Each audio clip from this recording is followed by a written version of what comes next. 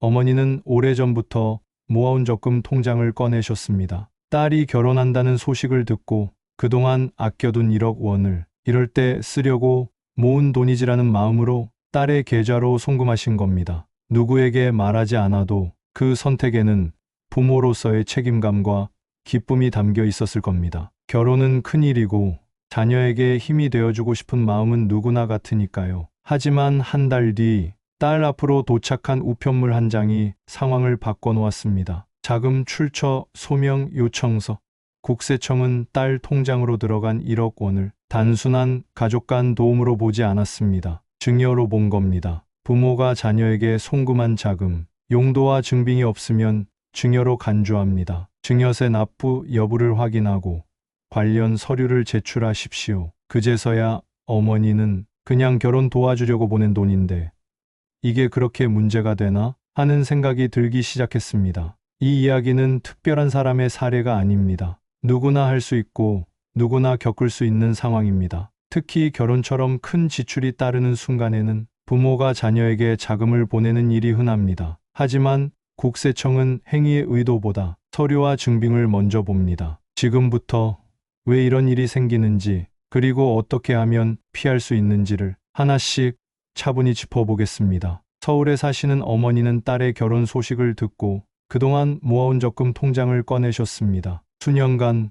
모은 1억 원, 그 돈을 딸의 계좌로 보내며 속으로 생각하셨죠. 이럴 때 쓰려고 모은 돈이지.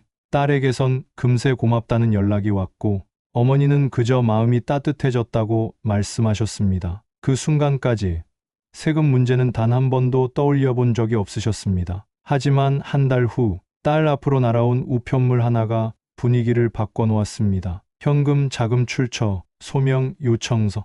국세청이 딸의 계좌 입금 내역을 확인하고 1억 원의 출처와 사용처를 소명하라는 공문을 보낸 겁니다. 본 자금은 부모로부터 증여받은 것으로 판단됩니다. 증여세 납부 여부 확인 및 증빙 서류를 제출하십시오. 딸은 당황했고 어머니는 그제야 상황의 무게를 실감하셨습니다. 세무서는 이렇게 설명했습니다. 부모가 자녀 명의의 계좌로 송금했다면 그건 원칙적으로 증여입니다. 결혼자금이었어요. 도움을 주신 건 알지만 목적이 증빙되지 않으면 과세 대상입니다. 용도도 없고 지출 기록도 없다면 단순한 현금 증여로 간주됩니다. 그제야 어머니는 조심스럽게 말씀하셨습니다. 그냥 웨딩홀에 직접 보냈으면 괜찮았을까요? 국세청이 문제 삼은 건 돈의 사용처였습니다. 딸의 계좌로 입금된 1억 원에 대해 웨딩홀 계약서, 청첩장, 신혼집 계약서 등 결혼 비용이라는 증빙이 전혀 없었던 겁니다. 그래서 세금 계산이 시작됐습니다. 1억 원 중 5천만 원은 증여세 기본 공제 대상입니다. 남는 금액 5천만 원이 과세 기준이 되며 여기에 세율 10%를 적용하면 500만 원의 증여세가 나옵니다. 그리고 여기에 지방소득세 10%가 추가되어 최종 납부해야 할 세금은 약 550만 원이 됩니다. 어머니는 물으셨습니다. 혹시 금액이 더 컸다면 세금도 훨씬 커졌을까요? 그래서 이렇게 예를 들어 설명해 드렸습니다. 만약 자녀에게 2억 5천만 원을 증여하신다면 기본 공제 5천만 원을 빼면 과세 기준 금액은 2억 원입니다. 여기에 세율 20%를 적용하면 4천만 원이고 여기에 누진공제 1천만 원을 빼면 실제 증여세는 3천만 원이 됩니다. 그리고 마지막으로 지방소득세 10%가 추가되어 총 세금은 약 3,300만 원이 됩니다. 이 사례에서 기억해야 할 가장 중요한 사실은 세금은 의도가 아니라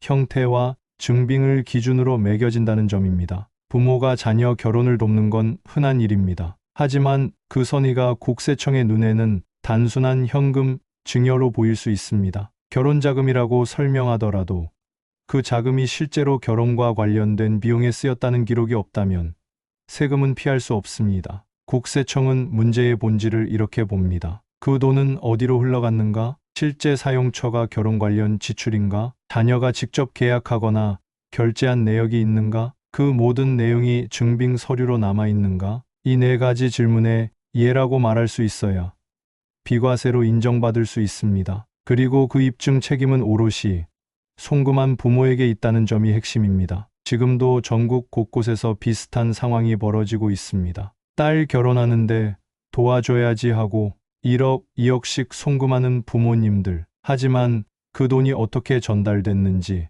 어디에 쓰였는지 그것이 남겨지지 않으면 국세청의 해석은 하나입니다. 증여입니다. 그 누구도 결혼식 축하장에 이렇게 말해주지 않습니다. 축하해요. 그런데 이 돈은 증여세 대상입니다.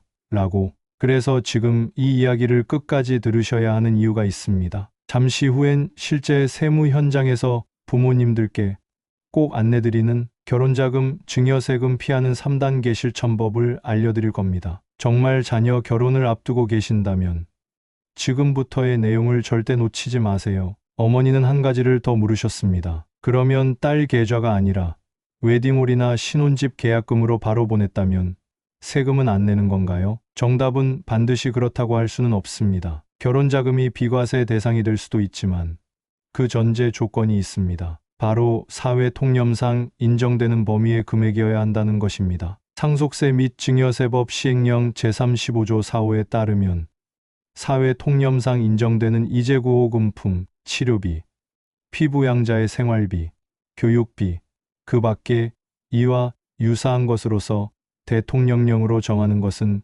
비과세로 본다. 결혼자금도 여기에 포함될 수 있습니다. 하지만 그 금액이 너무 크면 사회 통념의 범위를 벗어났다고 판단될 수 있습니다. 예를 들어 보통 5천만 원 정도가 일반적인 결혼 비용으로 받아들여지는 상황에서 1억 원 이상이 송금되었다면 그 금액이 실제 웨딩홀, 스튜디오, 혼수, 신혼집 계약금 등 결혼에 필요한 항목으로 사용됐다는 증빙이 있어야 국세청도 비과세로 인정할 수 있습니다. 하지만 단순히 1억 원을 업체 계좌에 보냈다는 사실만으로는 충분하지 않습니다. 어디에 얼마가 쓰였는지, 그 항목들이 일반적인 결혼 비용으로 인정될 수 있는지까지 함께 따집니다. 따라서 다음과 같이 정리할 수 있습니다. 같은 1억 원이라도 딸 계좌로 송금하면 과세 가능성이 높고 웨딩홀이나 전셋집 계약금 등으로 직접 업체에 송금하면 비과세 가능성이 높아집니다. 단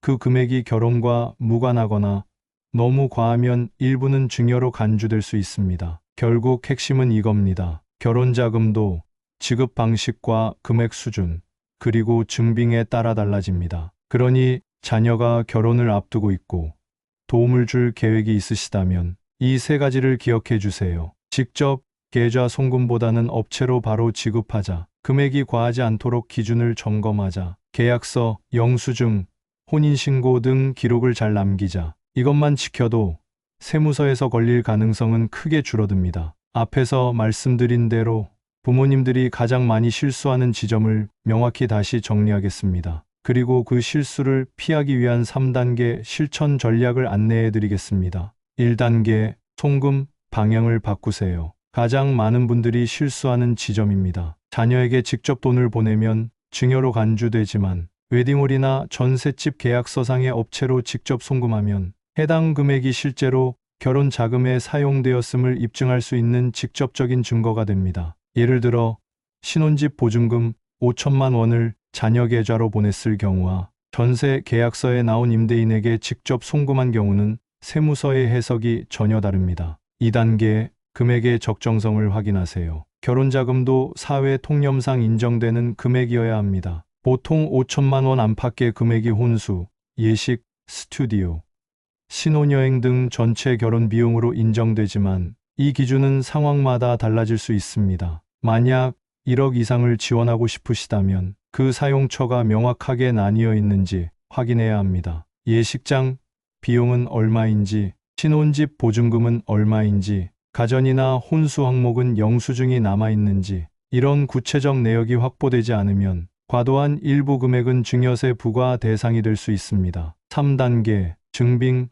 자료를 반드시 남기세요. 국세청은 이심이 있으면 입증을 요구합니다. 그리고 입증 책임은 납세자에게 있습니다. 따라서 아래와 같은 서류는 꼭 확보해 두셔야 합니다. 웨딩홀 계약서, 청첩장, 전세 계약서와 계좌이체 내역, 스튜디오, 예물, 예단 비용 영수증, 혼인신고일 확인서, 결혼식 사진 등 이런 자료가 하나라도 더 있으면 세무조사에서 비과세 판단을 받을 가능성이 높아집니다. 정리하자면 결혼자금 지원은 흔하고 자연스러운 일이지만 그 전달 방식과 증빙 여부에 따라 세금 부담은 극과 극으로 갈릴 수 있습니다. 부모의 선의가 억울한 세금으로 돌아오지 않도록 조금만 더 신중하게 준비하고 기록으로 남기시기 바랍니다. 이 정보가 도움이 되셨다면 가까운 지인과 가족에게 꼭 공유해 주세요. 수백만 원의 세금을 막는 지혜가 될 수 있습니다. 결혼은 축복의 순간입니다. 하지만 그 순간을 더 빛나게 해주려는 부모의 마음이